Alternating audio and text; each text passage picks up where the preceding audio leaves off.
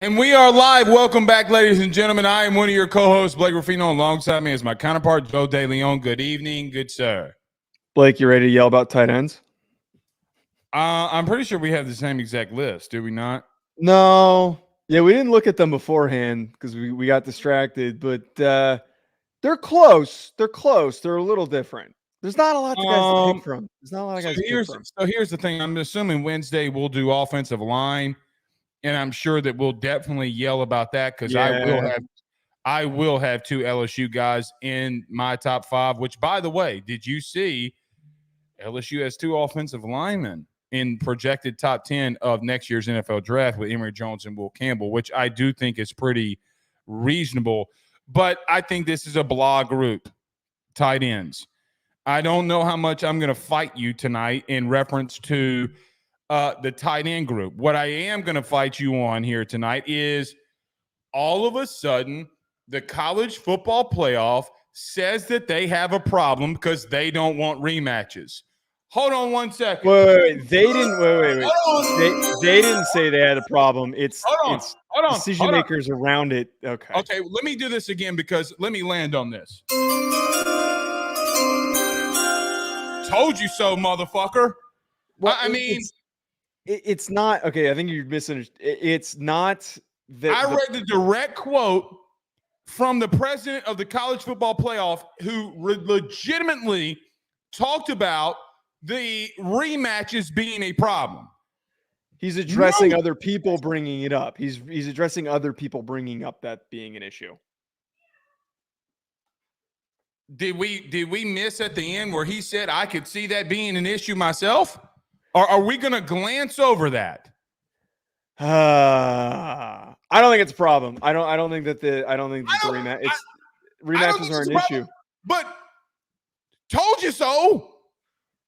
What do you mean told you so? What's the told you so? You and I, this isn't a what told you so? When have I disagreed with you on this? Not you, Rudy Poo.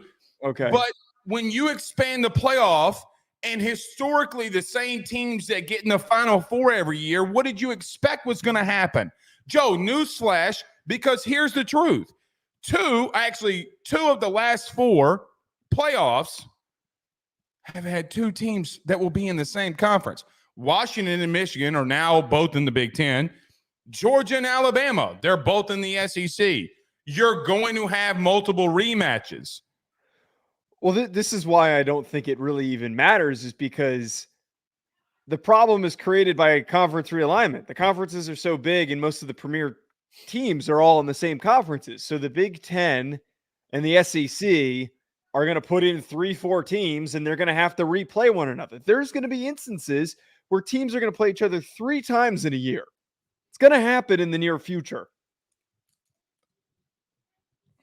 Especially now that there's no more divisions. The only way that I could see that happening would be the following. Georgia plays Texas, Georgia wins. Texas plays Georgia in the SEC championship game, Texas wins. And then they both meet in the national title game.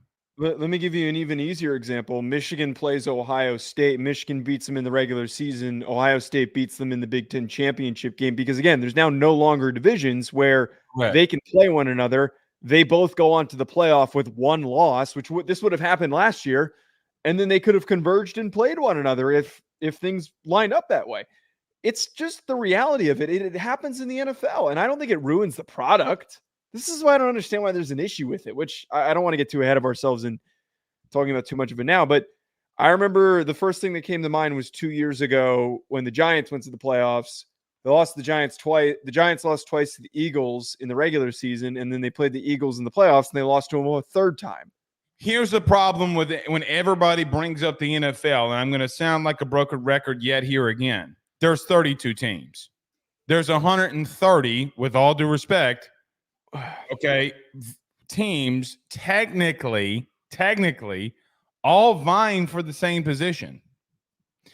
I thought that Pate said it best last night when he said South Alabama is technically competing for a national championship now. Which is insane to think about. Exactly. So I get to the point where I'm so over this NFL model. It's you're playing a different game here, a vastly different game. Joe, again, 130 versus 32. By the way, in 2 years, it's going to be 134 teams. So, I mean, Kennesaw State can make a playoff, Joe. Kennesaw State. Yeah, technically speaking, which should not be. That was not written in Ross's piece, but he also said on the pod that is released through Yahoo that apparently there is yet again a commotion about the G5 teams that are capably able to make it. I still think that it should just be if a G5 team is ranked in the top 12, like Cincinnati was good enough, they get to play in it. But if they're not in striking distance of that top 12, they should not get that shot because Liberty's the perfect example. They got stomped out by Oregon. Not all Oregon starters played in that game. Good amount of them did, but they got their asses kicked. It wasn't even close. It was almost by 40 points. The difference in Cincinnati, though, Joe, was that they didn't operate like a G5 program. Well, that's what I'm saying is that's why when you have a team like a Cincinnati or a Tulane, or I'm trying to think of another one from like Cincinnati is the only comparison that you can use of a team that recruited and developed in a way. Could have been Boise State over a decade ago. Boise State or UCF. I would argue UCF would have. 1 year wonders can go poo-poo themselves. Sorry. They were competitive. They were competitive. Didn't they play LSU close in that bowl game? No, they got patty smacked, and it wasn't the same year. It was Josh Heupel's first year when Burrow got hit. No. It was 40-32. The score did not indicate. They scored twice late, onside kick. They were getting patty smacked. It's still an 8-point game, though. Oh, interesting. I'm not saying UCF would have beaten them. I'm not saying. Hope. Interesting you bring that up because I'm old enough to remember when I said that LSU was down 7 to Georgia in the SEC championship game 2 years ago. You were like, they were getting their asses beat. No. This is not the same thing. All I am pointing out is theoretically, if that was a playoff game, it was number 6 versus number 11 that year. On paper, it's not a blowout. Yes, obviously, it wasn't that close of a game. It was a messy game. They had 5 DBs opted out in that game. LSU had to get a wide receiver and a toothpick, a packet of ketchup, and some Taco Bell hot sauce to cover UCF. If that was Liberty, they would have had 8 points instead of 32. Okay. We're going to talk about, again, the college football playoff because you have bald-headed scallywags running college football. We'll discuss. Did you like my bald-headed scallywags? No, I was trying to do the math of what the score was going into the third quarter of this game. I'm like, it was like, sorry. I think it was 35 to 21, maybe, or 35. 34-24. Oh, okay. Well, you know what prompted from that game? Joe Burrow won a Heisman, nevertheless. All right, let's get rolling. Oh, and by the way, I see this. He said LSU got their asses beat. Okay, well, we got a man in there. He says, I agree with Joe. That's the first time that's ever happened. He says, search for, I don't even know how to say that name. By the way, nice pink shirt. Says, put down the LSU mug. Very quickly, Mr. Search. Who is the number 1 or number 2 team in the country with national championships since the year 2000 of our Lord Georgia's Jesus better Christ? than LSU right now. Come on, man. It doesn't matter. It doesn't matter. It does not matter to me. Yeah. Just newsflash. You do realize LSU beat Georgia 5 times in the SEC championship game along this way. Oh, Kirby's there now. Oh, okay. And that's not happening again. Are you sure? Not anytime soon. Did you see Bryce Underwood going off this weekend? If he stays committed, it's over. They're literally moving to Baton Rouge. I know. I'm just giving you shit. Okay. On that part. Blake got a custom Stanley Cup. Dang. No, my wife, believe it or not, you freaking Rudy Poos, my wife being loving and kind, okay, got me these 2 cups. So y'all can back off. All right? LG's, he says, hasn't Kirby only beat LSU once? That is correct. How many times have they played, though? 4. Oh, look who's all big and bad now, Mr. Joe. Yeah, but the most important time was in the SEC championship game. Was that the year that Joe Burrow and that company won when they played? Oh, did they play each other in the SEC championship game? My bad. It was the year before in 18 when Joe Burrow went nuclear again. Oh. Why am I misremembering this? Because I covered it. I did not. Well, all right, let's get rolling. Everybody do us a favor by hitting the like and share. Share to all those groups if you're on Facebook. Share to all of your social media pages. You're watching us, listening to us on YouTube. Like, subscribe to the notification bells. We said last night, Joe, we continue to climb up that subscriber list. Thank you for all you 6,000 for joining us.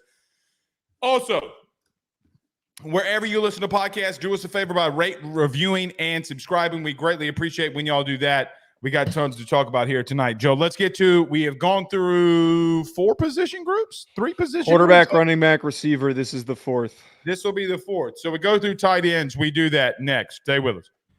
BetOnline is the fastest and easiest way for you to wager on all of your favorite sports, contests, events with the first-to-market odds and lines. Find reviews for all the news for each league, including Major League Baseball, NFL, NBA, NHL, combat sports, college sports, esports, and even golf.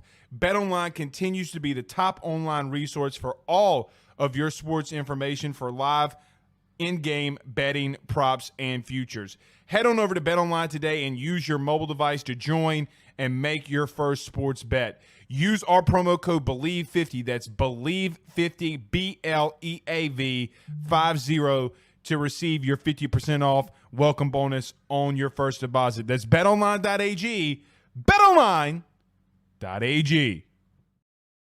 We're back. All right. Let's get this thing rolling. Joe, we have been continuously going through these position groups. Today, we end up at tight end, which I do feel is the most blah of the group because, yes, there's a lot of good players. However, I just don't know if I can argue you about your list or my list. That in and of itself, like if you put Oscar Delp on there. We're not putting Oscar Delp on there. He has not done anything yet. I like Oscar Delp. I was really impressed with what he did. I was just going to say, if you did, I wasn't going to fight you on it. Okay, sounds good. He's a tight end at Georgia. Good luck. I push back slightly. Go ahead. I do have a Georgia tight end on my list. It's just not Oscar Delp. We both have said Georgia tight ends. That said Georgia tight end on our list. I'll say this. I don't disagree that we're going to have less of an argument today because it's just not possible. There's a much smaller contingency of good tight ends. It's a position that doesn't really have a lot of premier athletes. But I think this tight end group is much more talented than last year's. I think that this we spent the whole segment talking about Brock Bowers. Last year, I don't know. Last year was boring as shit. I think that today, all 6 of the guys that we're bringing up are all going to get drafted in the first 4 rounds of the 2025 NFL draft. With that being said, Joe, go ahead and read off your list, and I will be following you right after. Number 1, I got Colston Loveland from Michigan. Number 2, Mitchell Evans from Notre Dame. Number 3, Ben Urasek from Georgia. Number 4, Bryson Nesbit from North Carolina. And then number 5, Tyler Warren, Penn State. I wanted to put Harold Fannin from Bowling Green, but I knew you would have had a stroke if I did that. I would have definitely had a stroke. Let me read you mine right quick. It's pretty much the same thing. Colston Loveland at 1, Ben Urasek from Georgia at number 2, Brent Kuithe from Utah. Brent Kuithe. Oh, I misspelled his name. Okay. Mitchell Evans, Notre Dame, blah. Bryson Nesbit, North Carolina. Joe, where do you want to start off with this? If you want to start off with your boy Wonder, Mitchell Evans, go right on ahead. Actually, I want to start with, can we start with Colston Loveland? We're kind of in the same ballpark with all of these.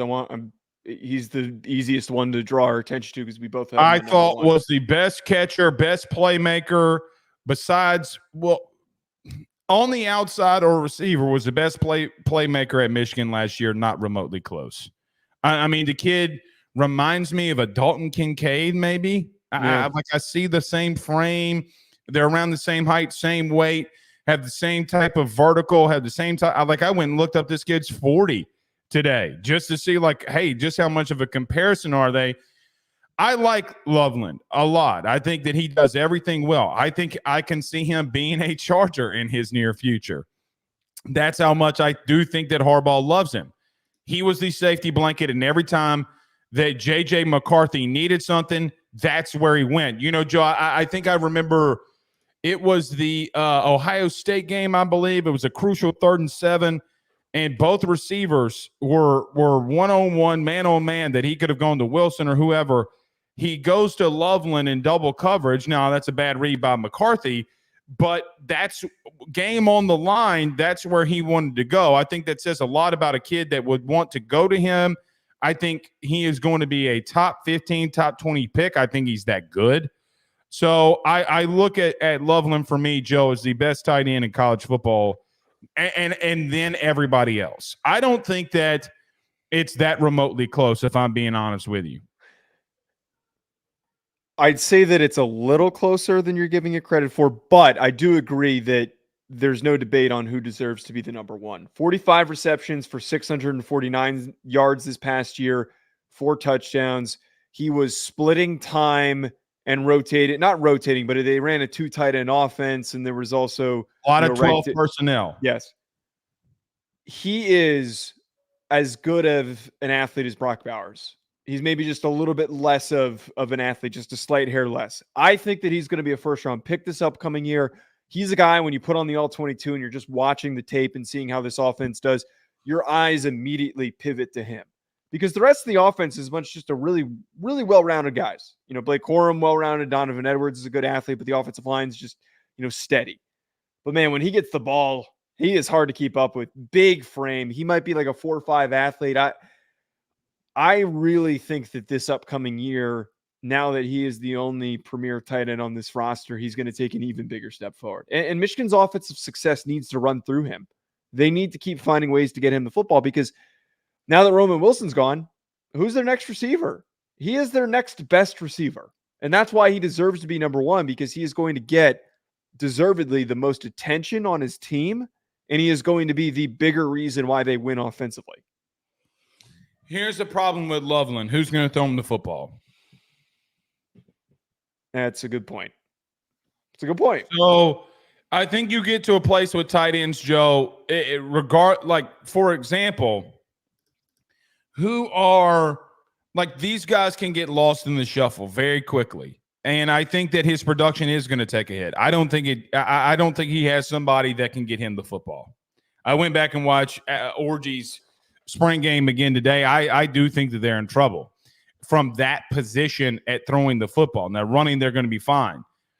I just look at Loveland, though, what you said, really good on the line of scrimmage, can really take on defensive ends when it looks like he can't, physical at the point of attack, but they ran a lot of delay stuff with him. I think he's one of the best at showing that he's going to the second level and pivoting off, using body leverage really well.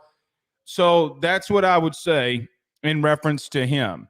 But again, I just caution everybody, if you're going to do some kind of college football fantasy, he might be our number one tight end, but there's no way that I'm taking him, because I just don't know how much he's going to be utilized this year. And to be real with you, I'm a little surprised he didn't hit the portal No, come on. They weren't going to lose anybody.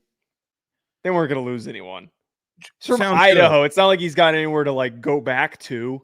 It's not like he's from the state of Georgia or from North Carolina or something. Covering college football with me. This is year number. We're only a year. Well, more than a year. It's like a year and a half. Okay, coming up on 2. How many times do we talk about teams tampering? A lot, but again, I don't know where else he's going to go that's going to be a better situation than a team that quite literally prioritizes tight ends as the number one offensive asset. Where else is he going to go? Joe, he could be the number one offensive guy at Michigan. It might not be any worth a damn. I mean, statistically, he's there with guys like Mason Taylor and other guys that weren't that very utilized. I mean, again, you could be the number one option in an offense. It won't matter if they're not throwing you the football. I don't think that I'm not buying into that. I'm sorry. I get what you're saying, and I understand that, like, if you're a guy like Loveland that would want a more secure offensive situation, like, he could totally have transferred to Alabama and been one of the top targets in that offense.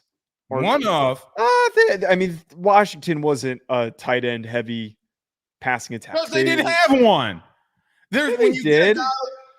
Joe, they didn't have one like this kid. When this kid hits your team, he becomes your number one asset. Washington's backup, third string tight end got drafted. Like, they had athletes at tight end. Look, just to get back to the talent here, I understand the concern for the concern of uncertainty with Alex Orji. We only really have a spring game to go off of, and there's plenty of time for him to get more comfortable and for those bad throws that we saw in the spring game to get out of his system. But what do we always say when we talk about a rookie quarterback or a freshman quarterback? We always love to bring up who is going to be his safety net, who is going to be his dump off option when things are falling apart. And a good tight end is a very underrated thing to have. I would argue. The problem with that is, it's like Brucey from The Longest Yard. Hey, throw me the football. And it goes way over here. I just threw my pen. That's how bad it is. I get that. Look, Orji's not. It was one spring game. I don't want to go too far to freak out on Orji, okay? Because he had some nice plays. You can find accuracy in a spring game. Either you're accurate or you're not. He made some good throws, and yes, his bad throws were horrendously bad. I'm just giving him the benefit of the doubt. But here's a good example. Their rival, Kyle McCord, struggled at times to get Marvin Harrison Jr. and Emeka Egbuka, the receivers, the football, because it requires a lot more nuance and touch to deliver the ball down the field. But who was one of his top targets in a lot of games? It was Cade Stover. Cade Stover is nothing special. By the way, where did Cade Stover get drafted? I don't even know if he got drafted. Wait. Damn, I thought that kid was good enough to get drafted. He, I want to say the Texans.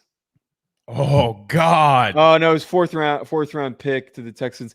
I mean, he's gonna be the backup there, because they've got what was it, Forsythe? Dalton Schultz. No, they got Dalton Schultz, who's the kid ahead of him, or the guy ahead of him. To wrap my point up, though, tight ends consistently, when a quarterback is struggling, ends up being a go-to option. I think that this helps maybe Colston's case even more, because it's easier to hit a tight end on drag route than it is to connect with a slot receiver on a seam, right? Fair. I mean, I just don't think it's a good place for him at the current moment. I mean, just bottom line. So it is what it is. All right, Joe, let's get to the elephant in the room, because we have Ben Urasek 2 and 3 in our list, and a lot of people with NSC searches in the house. He will talk about Delp, their other tight end. I think Urasek is better than Delp, and I think that there's a reason they went after him, and I think that he is going to be – you want to talk about an offense and a guy that can get in the football, that's Carson Beck. So I like Urasek a lot. I think that they do utilize a lot of 12 personnel. I do think that the kid has shown that he can play. How is he involved here? And I put him there because I do think he's better than Oscar Delp. But I don't know how he's going to be utilized. But I think as a talent, I put him in my top 2. Look, I go back and watch him from last year. I'm like, dude, how are we not talking about this kid? So I like Urasek 2, 3, wherever you want to put him. What do you think of him? Yeah, I wouldn't go as far as to say I think that like Urasek is head and shoulders better than Oscar Delp. I just think that he is obviously far more experienced than an older player. I think he's a 5th year, 6th year guy. Going into his 3rd, 4th year, right? I mean, like this 3rd year. He's going into his 3rd. So how much more experience does Oscar Delp need? All I was trying to get at, though, is because they run a lot of 12 personnel. Delp got a lot of time last year because they ran 2 tight end sets. They were both Bowers and Delp were on the field a lot. So you need Urasek because you want 2 athletic, gifted tight ends. I implore anyone to go through my tweets where I've shared some clips of Urasek a couple of times, some all-22 tape of him. He has been regarded to be a highly draftable prospect, the top 100 pick. He's been on the Senior Bowl radar, if I remember correctly. The kid's gifted. He only played 6 games last year, still caught 239 yards and 1 touchdown. He was the only offensive weapon that Stanford had. In the year prior, he had really freaking good production on a team that was running the football. That was all David Shaw could do, was run the football. They didn't know how to scheme him the ball. They had no idea how to get him the football. Urasek has every trait that you look for, kind of like with Colston Loveland that we were just talking about, that he's going to emerge as the better receiver. I think that Delp is the more balanced, well-rounded kid who is going to be the blocker, receiver, second option, and that they're going to use Urasek as what Bowers was as a receiver, which is up the seam. Fully agree. In the red zone. They're just 2 different players. They're just 2 different types of players. Both are good. I don't think one's necessarily like way better than the other. And I wouldn't necessarily call one the starter over the other. They're just both really good football players. I agree. And I don't think Oscar Delp is far off from him. But I do think that for a team like Georgia that doesn't go in the portal often, when you go in the portal and get him, that tells me what I need to know about Kirby. Kirby and company going and getting him tells you what they think of the kid. Georgia, of all programs, doesn't just look at somebody and say, hey, we're just going to take him because we need bodies. No, they take him because they think he can play and that he can play now. Surely the kid did not go into that situation knowing that he wasn't going to play. So I look at this and saying, when Kirby goes after a kid in the portal, something's up. And I don't think Kirby misses, and they don't miss at this position. I mean, this is the one position they just don't miss at.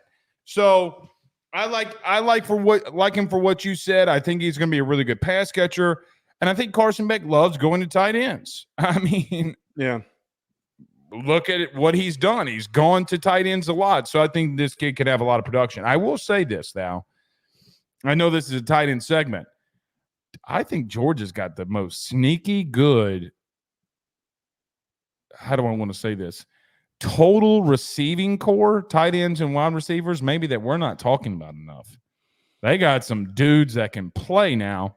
So they're deep at every skill position. Running back, receiver. It's insane the transition that they're going through from last year.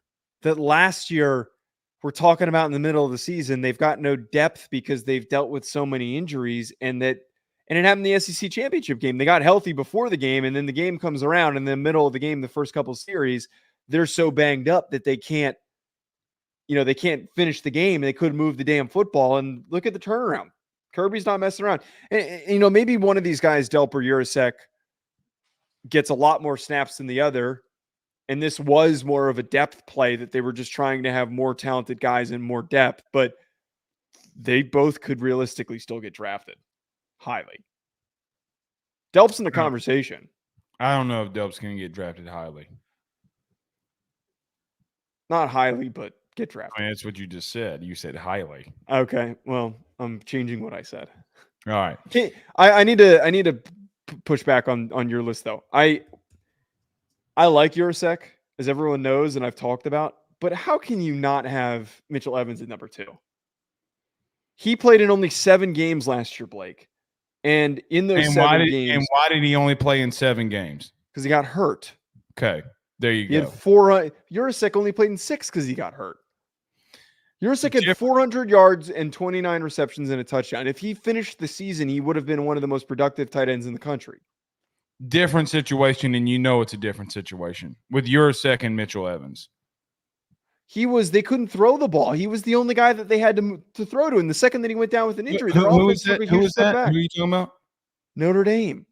Oh, so he was the only guy that they could throw to. That's very interesting. Don't distract from the conversation. Obviously, you were correct that they didn't. Now, we do have a super chat in here. Wicked Bronco Production says Evans is clearly one. He had some of the best catches in college football last season. Before he got injured, he looked like Michael Mayer 2.0. Didn't the Raiders just draft Brock Bowers? Heath Evans over CLUV. Carson of Loveland. the guys that we're bringing up right now. In terms of production, he had 450 receiving yards last year. Colston Loveland had 649. Yurosek had 239. Nesbit had 585. And then Tyler Warren had 422. So he had as much production as all of the guys. No. I am just pointing out the fact that he played a little over half of a season and he had the same amount of production as most of the guys that we're talking about right now. That to me shows significance. That shows to me importance of impact. Okay. Cute. He might be the most important player for their offense out of any of the guys that we're talking about. Okay, well then you better have that production if you're getting the most targets in an offense. Okay, this is one of the few times I'm going to sit here and say that you're being a little biased. Like, come on. What am I being biased about? There's no reason for him to be below Yurosek. Yurosek played the same amount of games as him and had 200 less yards. And Mitchell Evans is very well-rounded. He is a good blocker. He is a good receiver. He's got really strong hands. He was producing as much, if not more, than Michael Mayer. Mitchell Evans, in my opinion, I'm not going to fight you on this. You want to put him at 2, put him at 2. But the reason I don't have him at 2 is for one reason. Because when there are teams, and I tell you this every week, and you get mad at me, when teams that historically are putting out a position group, historically very, very, very well, and they go in a portal. And then secondly, when that coach is Kirby, end of story. All benefit of the doubt goes out of the window when I know that the best tight end coach in the country goes and gets a kid from Stanford who doesn't have the production. Wait, you're acting like I don't understand your logic here. You're acting like that Mitchell Evans isn't coming from a they're the best program in the country in the history of college football at producing tight ends. Just the history of college football. I don't disagree. And I started this entire segment by saying, I don't disagree with you. Put them wherever you want. But I do think that injuries do play effect. And you might not disagree with me, but I disagree with you. That's what I'm bringing up here. You shouldn't put him at 3. Okay. We look at the kid at the one-handed catch that he had against Purdue. He had some really good catches. I also could pull up right here, which we would get just absolutely abused if we pulled this up. But Joe, here's something that I also see. I'm looking on Twitter, and I am looking at the final drive against Ohio State, and he's trying to do an outside zone, back-to-back plays, and gets obliterated in pass pro. All right, now we're just being nitpicky here. Come on, dude. Hold on one goddamn second. You're pulling up one play? You're pulling up one play to prove that he's not. There's a whole thread because somebody pulled up Ohio State's defense against Notre Dame in the all greens. Okay? And the kid's getting absolutely abused in pass pro. By the way, of any group that me and you are going to discuss when we talk about run game and we talk about pass pro, tight ends is the biggest thing. Colston Loveland's not a better blocker than Mitchell Evans. Bryson Nesbit sure as shit isn't a better blocker. A better overall athlete, and you know that. Yurasek's not a better blocker than Mitchell Evans. Mitchell Evans is the more well-rounded tight end, and he is the most impactful for their offense. Look, I like Yurosek. I don't think it's fair to bump down Mitchell Evans. I think it's wrong to push him down to 3. And I know that we're getting nitpicky here, but this is why we do this show, because we debate these things. He's the second best tight end in the country. He could arguably be number 1. I think that Wicked Bronco brings up a good point. He could be number 1. You want to talk about bias? This is the only time that I've done this. I haven't put a single goddamn Notre Dame player on any of these fucking lists. I haven't put a single one. Have them. I could have put Chris Mitchell on receiver. I could have put Riley Leonard on quarterback. No, you couldn't have. Yes, I could have. Riley Leonard could have easily gone on quarterback. Joe, he was regarded to be a top 50 Joe, pick. If my aunt had a penis, she would be my uncle. Stop with the what ifs, what could have been, and get back to reality. I chose not to do these things because I try not to be biased. I try as hard as I can to not be biased. This is the one time that I don't care, and I'm going to pound the table for him. He was on pace to outproduce. And I said, okay. He was on pace for potentially a 900-yard, 1,000-yard season. Yo, if he being didn't on pace and getting there is like saying he got hurt. So did Benjamin Urasek. Okay, Brent Kuithe didn't even play last year, and he was on your list. Okay, well, Kuithe is a fucking dog, and you know that. I didn't put him on mine because he didn't fucking play last year. Okay. Here's what I'm going to tell you, and this is going to sting a little bit, but I can say because I love you and it doesn't go anywhere. We're just debating. Yeah. Stop saying the what ifs, because if this would have happened, if that would have happened, so many different things going to happen. So stop with the what ifs. And I told you from the very beginning, put him at 2. I'm looking at film where he's in the running game getting destroyed by Ohio State. This is applicable. The what ifs are applicable because the guy you have ranked ahead of him played one less game than he did and had 200 yards less. At a worse program that cannot feature him, and you know that. And I told you my reasoning, which was there are certain schools, certain coaches that I'm going to lean and give a benefit of the doubt to. Sorry, hold on. Marcus Freeman at any position has not given me that yet. By the way, who recruited Mitchell Evans? Who recruited him? Brian Kelly. That has nothing to do with this. Okay. That has nothing to do with this. So am I not supposed to weigh in that the best coach in college football, who utilizes a tight end just as much as Notre Dame, who, by the way, had a top 15 kid at tight end, am I not supposed to use that and say, well, if Kirby's going to utilize this, and I know he's going to be in this offense, and by the way, I know he's going to be their number 1 tight end, oh, well, Blake, what if he gets hurt? Again, what if my uncle chops his penis off and becomes my aunt? It doesn't matter. I give Kirby a lot of leeway here. And I told you in the very beginning, again, if you want to put him at 2, I'm not arguing with you on it. We are arguing over it, though, because you're wanting it up. to argue. Yes, because there's a right and a wrong in this circumstance. Joe, here's the truth with the tight end group, which you're not going to like, okay? A big boob blonde walks into a bar, a big redhead with big boobs walks into the bar, and a brunette with big boobs walks in the bar. Pick one. This isn't gonna go anywhere. We got it super chat. Thank you, Wicked Bronco, by the way. What did he say? Also, a $20 super chat. Thank you, Wicked.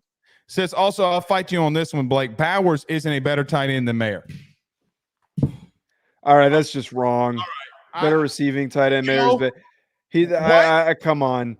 And also to crack back at your point earlier, and I think that the real response to what you said instead of what Wicked said, because this is not true. Brock Bowers is a better tight end.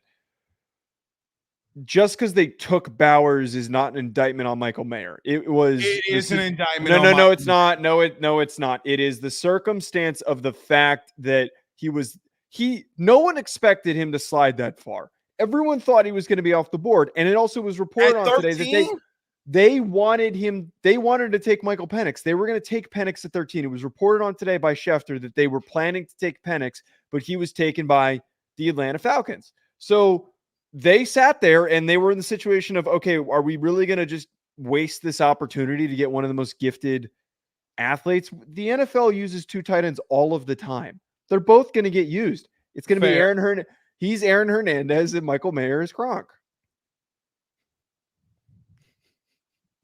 Now let's hope that certain aspects of Aaron Hernandez don't translate. Now you've gone too far. Secondly, that's the best tight end room in the NFL. Said all weekend that tight end is a luxury position. Did you not? I did. Okay. With that being said, you're using that high of a luxury on Brock Bowers. Joe, I understand. I don't think Brock Bowers is as bad as inline blocking tight end as people give him credit. No, he's a good blocker. He's a very good blocker. However, Joe, here's the truth about a guy like Brock Bowers. He more than likely is going to be one of, if not the best receiving tight end, barring injury, that we've ever seen. Yeah. Okay. The game is played with a dude like him.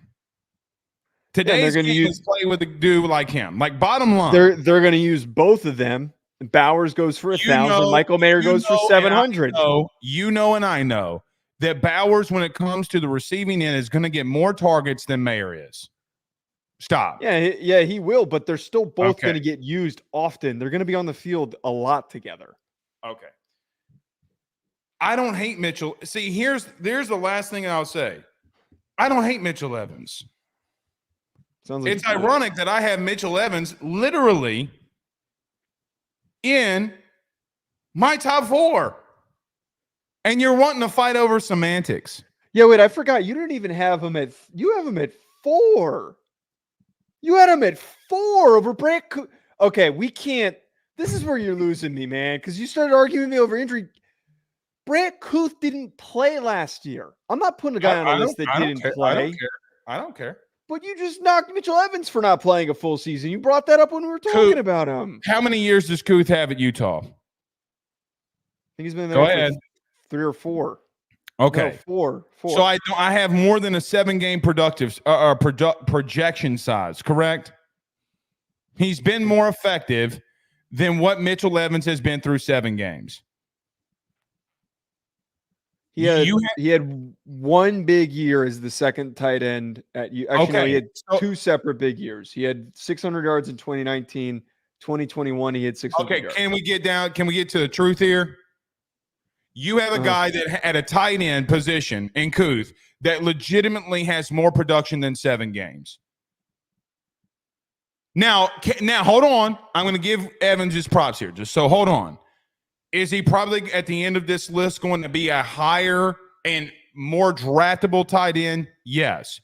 But you have a guy that at a number 2 tight end, legitimately, Joe, had 2 years of having 600 yards as you just stated. Yeah, but correct? He also has an injury history where he's gotten banged up. Okay, and times. Are you 1,000% sure that Mitchell Evans doesn't? Well, because you said we can't use these what ifs. I have injury history with Brent Kuithe. No. That's not a what if. You could literally use the 7 games that he played and said, okay, well, in 7 games he got hurt. You're fighting over a semantic here Joe, you legitimately think about this for just a moment.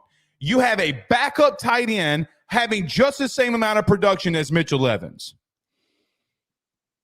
Kuithe played a full season.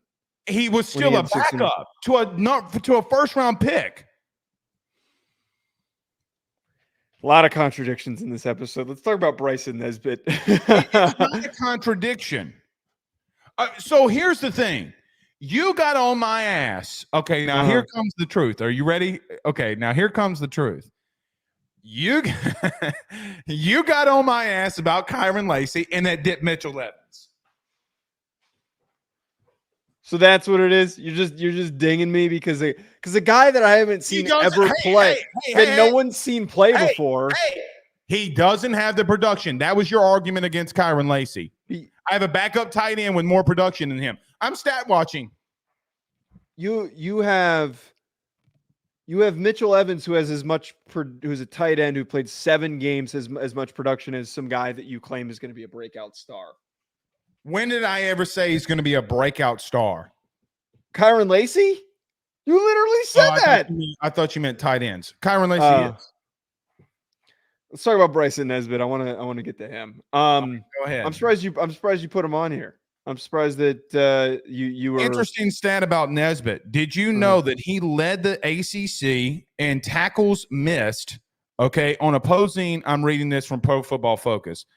He had the most missed tackles in the ACC, number 1 in tight ends, and adjusted rate if same amount of targets and catches would have tied Malik Neighbors as the most missed tackles in college football last season. Damn. Yeah. He caught my eye a couple years ago as the 3rd tight end at North Carolina. 3rd tight end. The other guys left or graduated or whatnot. He is an unbelievable receiver. Not much of a blocker. Not going to really do too much as a blocker. He was one of Drake May's favorite targets. Hybrid. I'm trying to think of like a good comp. He's got, you know what he reminds me of? He reminds me of Darren Waller. He moves like Darren Waller a little bit. The way that, because he's built like a receiver. Darren Waller's music career, by the way. And apparently he's retiring soon too. But Waller used to be a receiver, moved to tight end, and Nesbit plays like a receiver and is the premier tight end for them. I will say this though, is if there's a guy whose production dips because of a new quarterback, it's probably Bryson Nesbit, because I don't know who the heck it's going to be. I will say this. I agree with you unless it's Max Johnson. Let me tell you why. Max loves going to tight ends. But yeah, that's a good point. His brother, if I'm not mistaken, his brother transferred there too, correct? Jake Johnson also transferred to North Carolina as well, if I'm not mistaken. And to be real with you, if you want to talk about athletic freaks, he's in North Carolina. That kid is an athletic freak who will be on this list next year.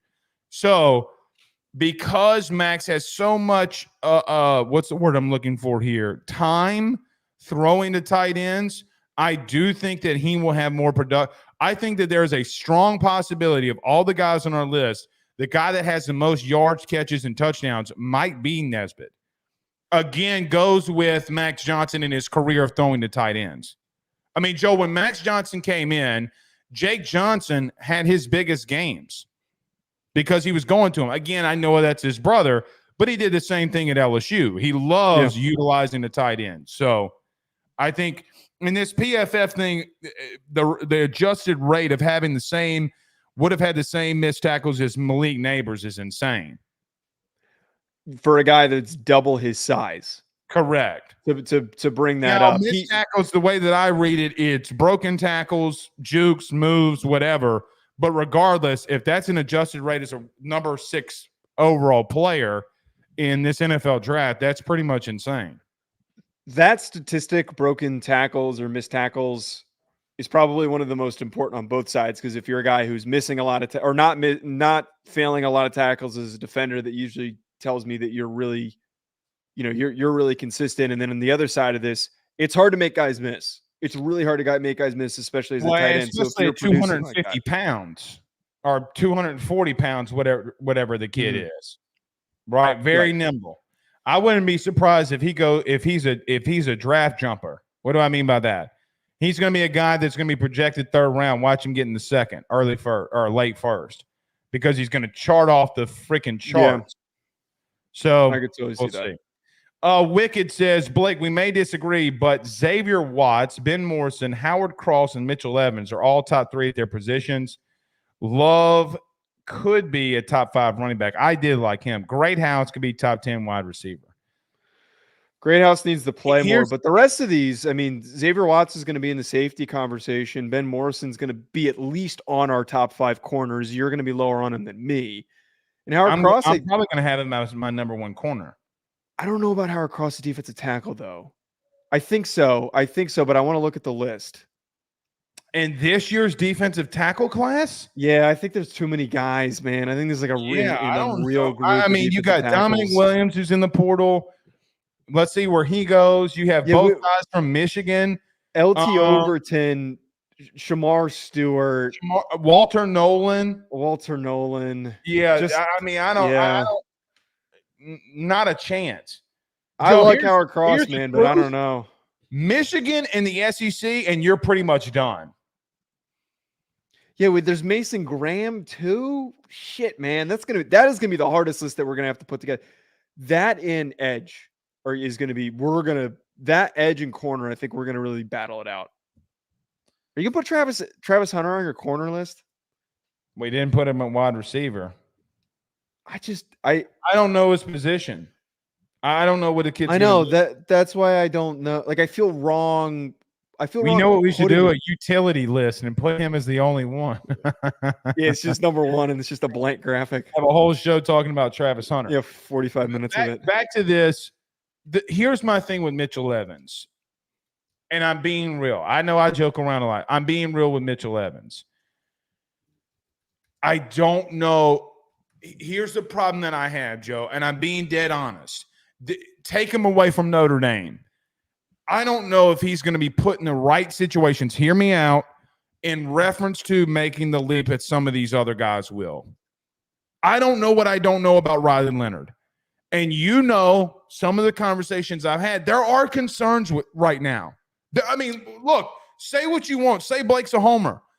Nobody in this chat has talked to Mike Denbrock more than I have. I promise you. That's fair. I promise you that there's not. So again, where he may be, I can't put him there. I'm 100% able to be wrong, but I hear what I hear and I know what I know. And if people have concerns, then why shouldn't I? Now that's from the heart. That's from the heart. I'm being honest.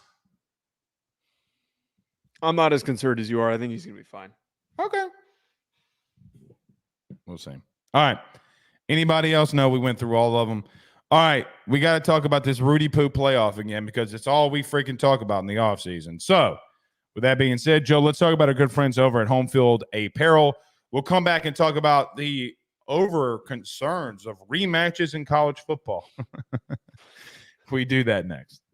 Ruffino and Joe Show is brought to you by HomeField Apparel, which is the best, without a doubt, premium collegiate apparel brand that is out there. They have over 150 different colleges that you can choose from, whether you're an Illinois fan or a Rutgers fan, maybe you're an LSU fan like Blake, or maybe you're an Alabama fan, whatever it is, even Idaho. They have so many different designs for so many different football programs that I can guarantee you're going to find some great stuff to help root for your favorite team. I've already gotten my Notre Dame stuff. Blake has his LSU stuff. Make sure you head on over to homefieldapparel.com to check out your team's collection of clothing apparel that they have on the website. And when you do so, when you check out, make sure you use promo code RuffinoJoe to get 15% off your order. That is RUFFINO, Ruffino Joe. Head on over to homefieldapparel.com and get your college gear today. So Ross Dellinger of Yahoo Sports had an article, Joe, today, I believe it dropped, but I read it today, so I think it was today. Yeah, it was today. In reference to, and I'll just read the headline here, the expanded 12-team college football playoff is here, and it already has problems. Now, I'm going to preface this by saying he doesn't put quotes in it, but it sounds like Ross does talk to Bill Hancock, the college football playoff president, because he's given different things that he's saying. He's just not putting it in quotes.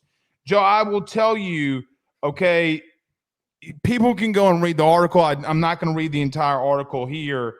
But basically the biggest thing that we get away from this is that he did talk to Greg Sankey and he did talk to Bill Hancock. And both of them said, and I'm quoting from the article right now from Ross, Greg Sankey says, yes, Ross, there's going to be a lot of rematches.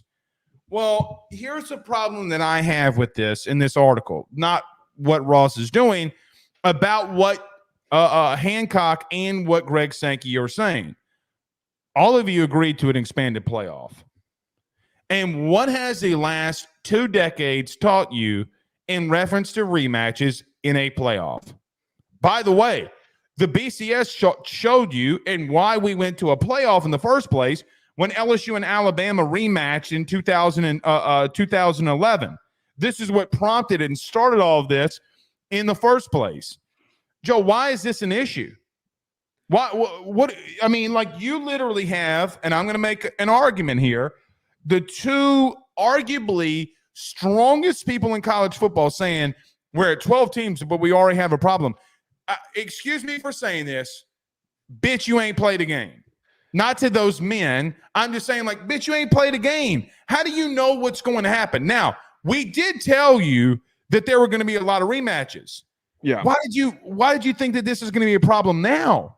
Well, I think that this was foreseeable, as it was pointed out by Ross, that if you look at history and previous seeding and how it would fit in the current formula, there would have been a number of rematches that have occurred. At the end of the day, this is the aftermath of adding more premier talent to conferences. We're just in this world now where there's not going to just be 2 good teams in a conference. It's now going to be 4 to 5 good competitive teams in each conference because all of the top highest funded brands are in them, especially the SEC and the Big 12 or in the Big 10. And the Big 12 does have some as well.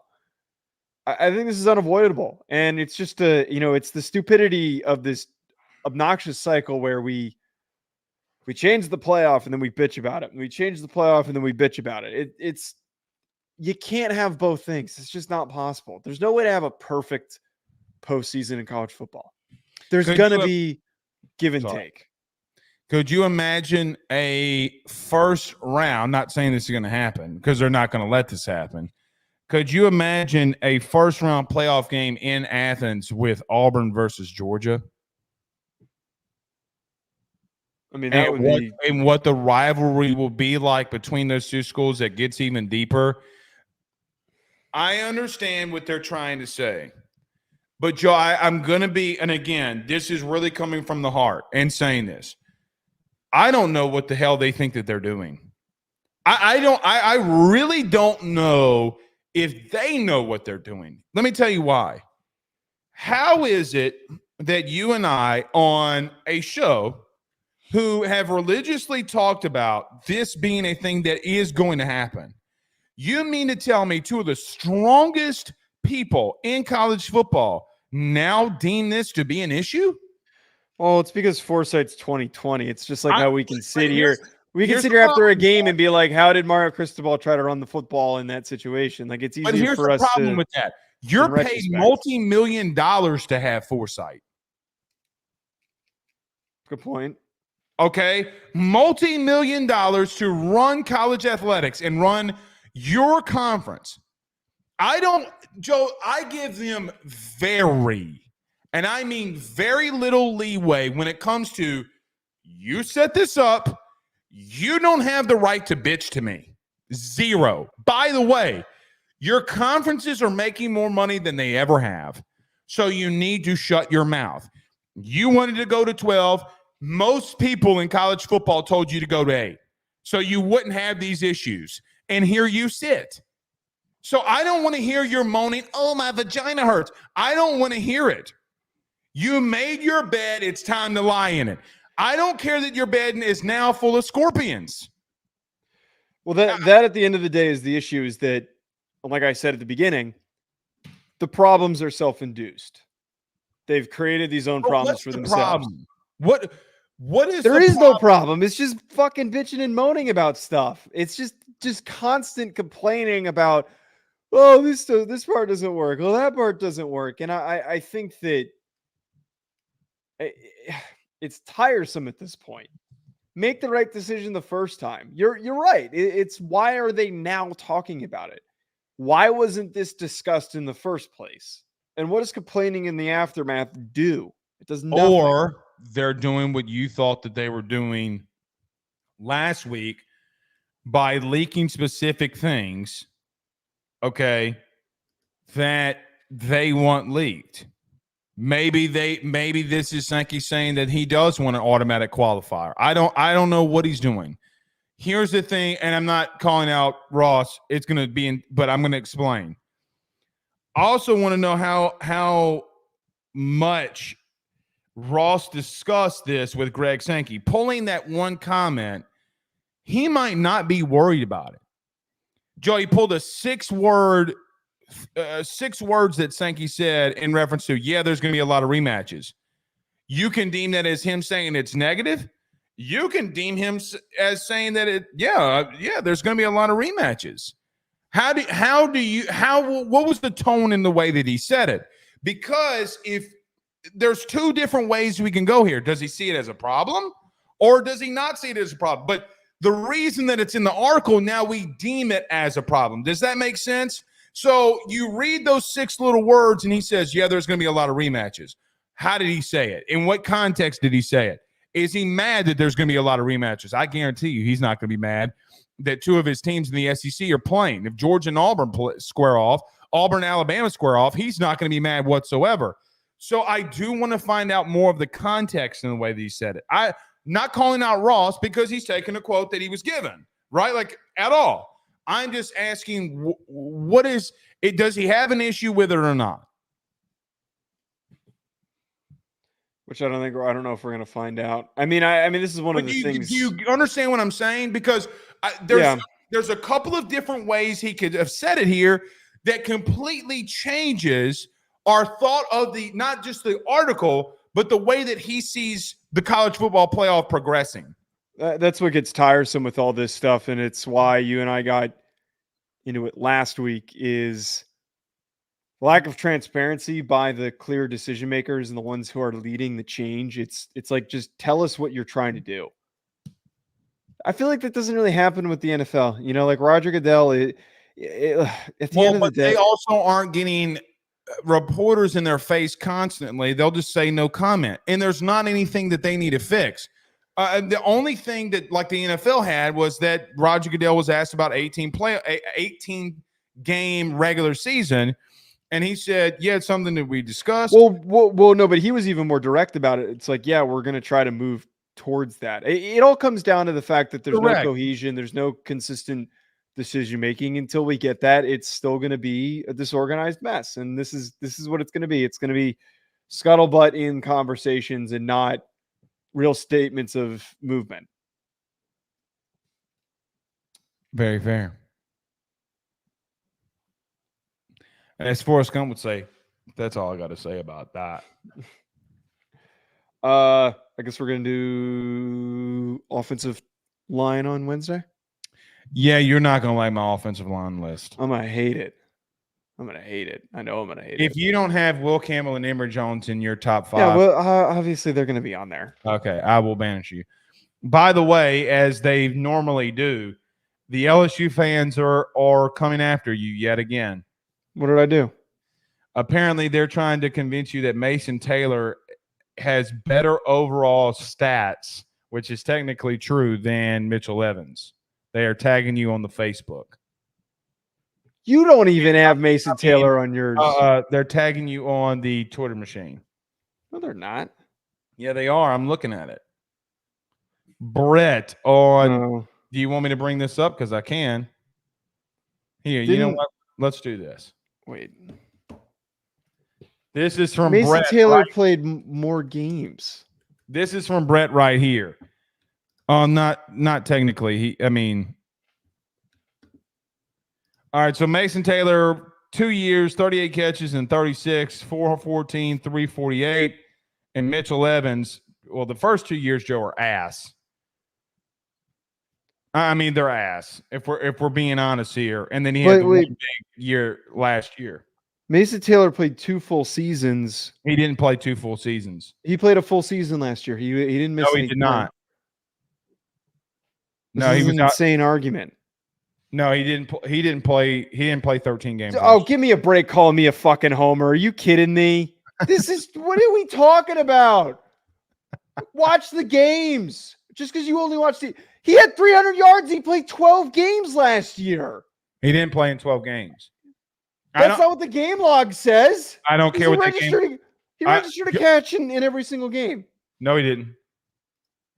I have it right here. Game Joe, log. I know for a fact that he missed 2. I know for an outright fact that he missed 2. 4, 5, 6, 7, 8, 9, 10, or 11. He missed 1 game. He missed 2 games. Well, then I don't know how he registered a catch in a game he didn't play. Then it's off then. I'm telling you he missed 2 games. Okay, so he missed 1 compared to 5 is a big difference. I think what he's trying to say is he's trying to defend his boy here is that, in fairness, Mitchell Evans' first 2 years at Notre Dame were complete ass. Because he was behind Michael Mayer.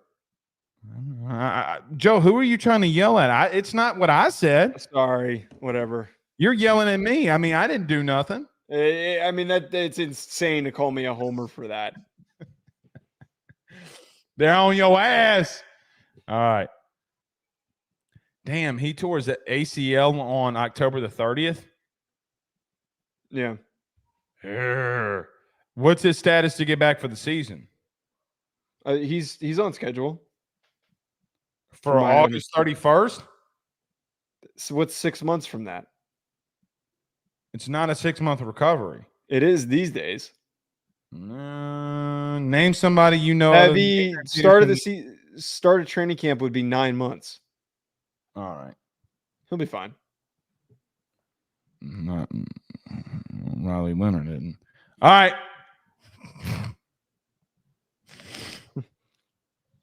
You just completely gonna wash that off? You're not gonna. I'm gonna ignore you because I'm responding to this guy on Twitter. All right. We'll see y'all on Wednesday. Joe's pissed. Peace.